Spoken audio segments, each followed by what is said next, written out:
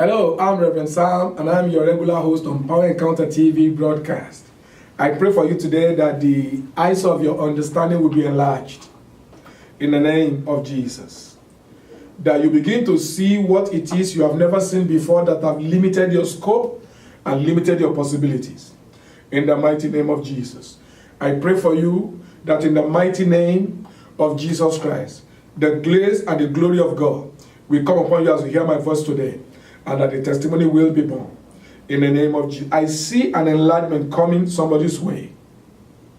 Enlargement by the Spirit. Enlargement that looked like a dream. Yeah, I see God bringing it to you. In the name of Jesus Christ. Thank you, Father. Thank you, Lord. Thank you, Lord. In Jesus' name. I want us to check today the story of a widow. We call her the widow of Zarephath. In 1 Kings chapter 17. And I titled it, When It's Time to Enlarge Your Coast. You know what I've come to discover about the way God operates is that when it is time to enlarge your coast, God gives you a challenge that will stretch you as a person. That's the way God operates. When Jesus was going to feed 5,000 men, not counting women and children, he had only 5 loaves of bread. At the end of the story, the 5,000 men were fed, but there was an enlargement that took place.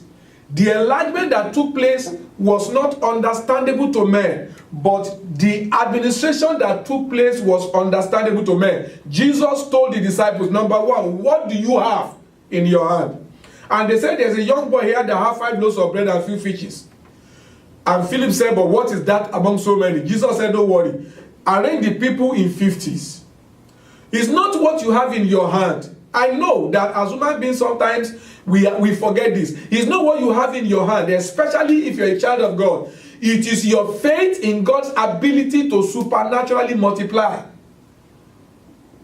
And if you are actually committed to the growth you are praying about, you must be ready to sacrifice everything. Jesus said the kingdom of God is like a man that find a precious pearl that is hidden under the ground. He went ahead and sold everything he has.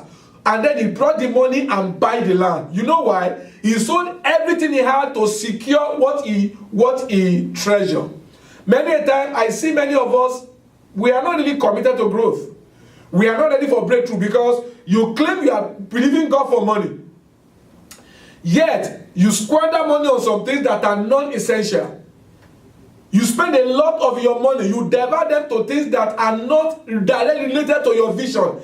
The only way I can believe that you are committed to your vision is if your vision can take nothing less than 80% of your income. Then I know you believe in what you are trying to do. This woman, let's go to her story because of my time. This woman had come to the position where she was about to die. Let's read. Then the word of the Lord came unto Elijah, saying, Arise, go to Zarephath, which belonged to Sidon, and dwell there. And behold, I have commanded the widow there to feed you. That's another thing. God said he has commanded the widow. But when Elijah got there, the widow did not know he has been commanded. You know why? It is because the widow had allowed her inadequacies, her needs, to block her sense of sensitivity to God.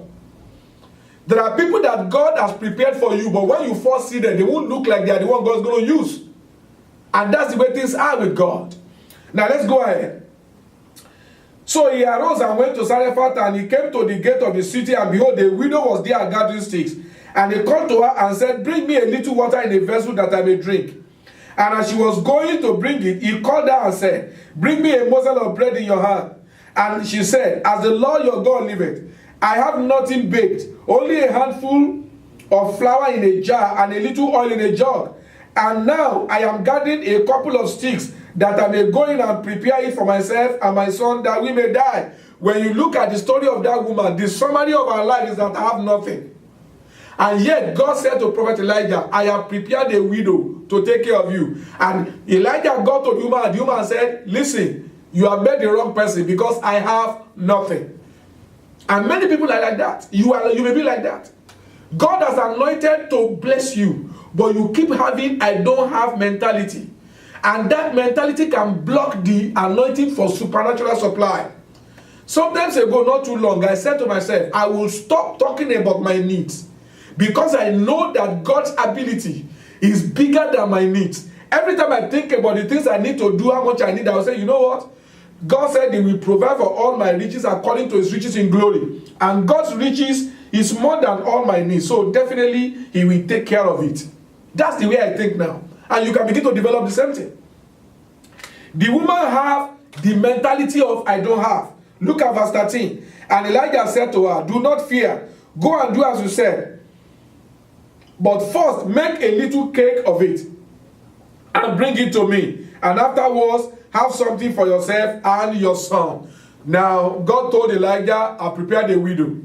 Elijah will eat. That's why Elijah said to the woman, go and bring me something to eat, no matter how small.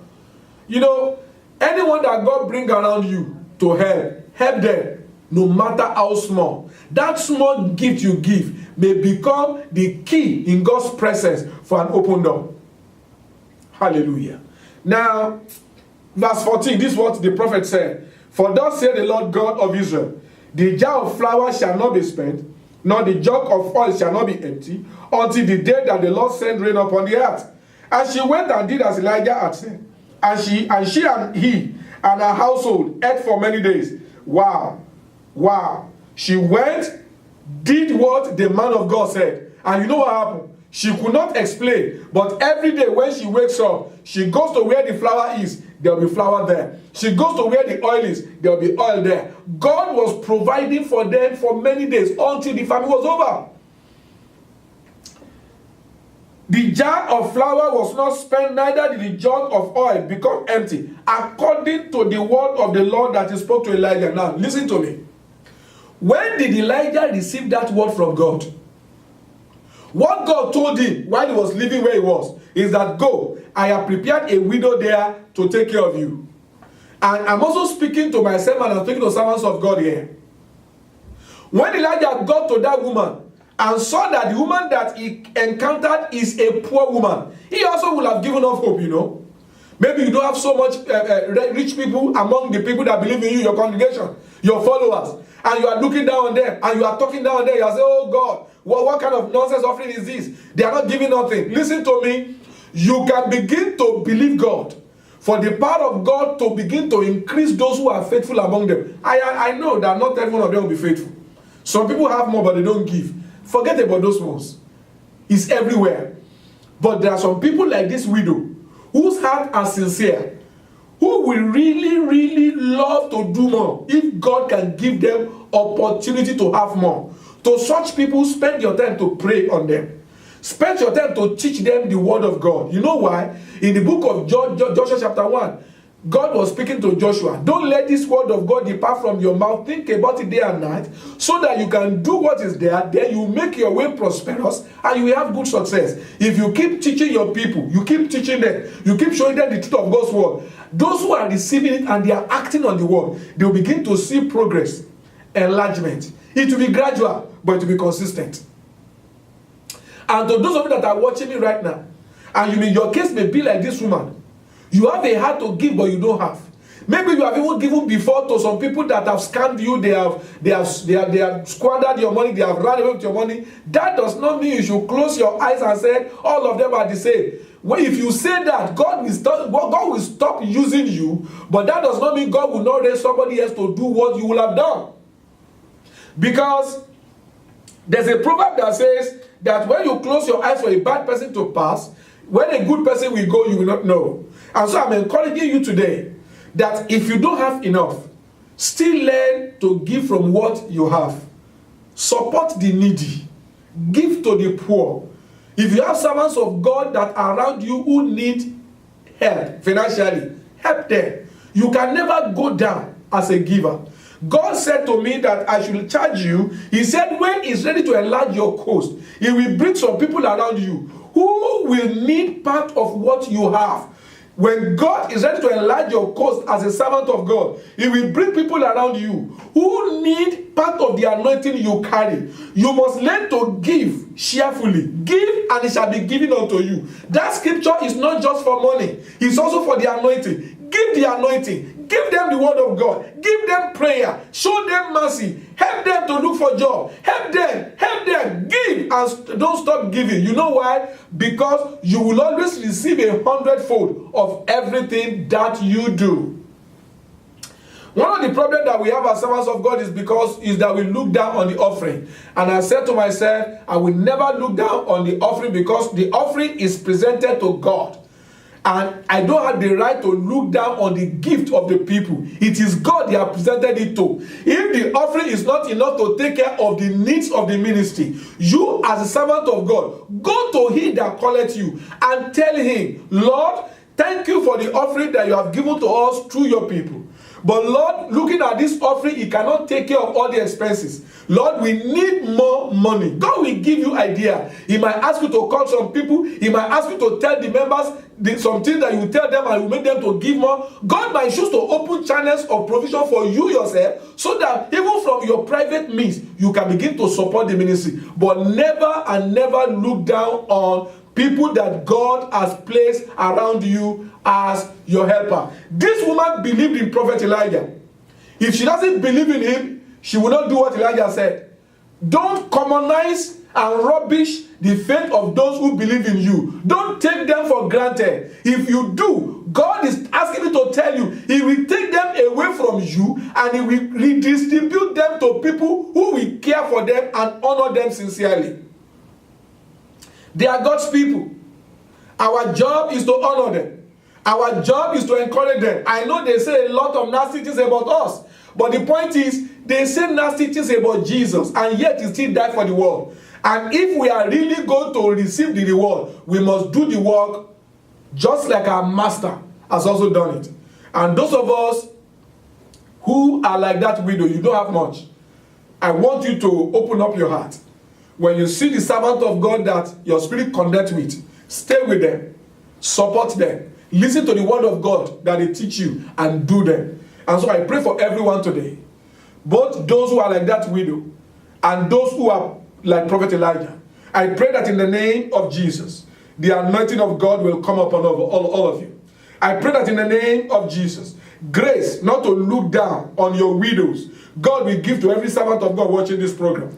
I pray that in the name of Jesus, grace not to look down on your abilities, God will give to every widow here. Everyone that doesn't have much, and you are tempted to look at them and say, I have nothing. I pray that in the name of Jesus, grace will be given to you, that your eyes will be opened up. Your eyes will be open. Your eyes will be open to see the sufficiency of God all around you. In the mighty name of Jesus, I rebuke the spirit of doubt. I rebuke the spirit of unbelief. And I pray that this door of favor that God has opened for you will not be shut against you, in the mighty name of Jesus. And whatsoever you do from this day, God will cause them to prosper, in Jesus' mighty name.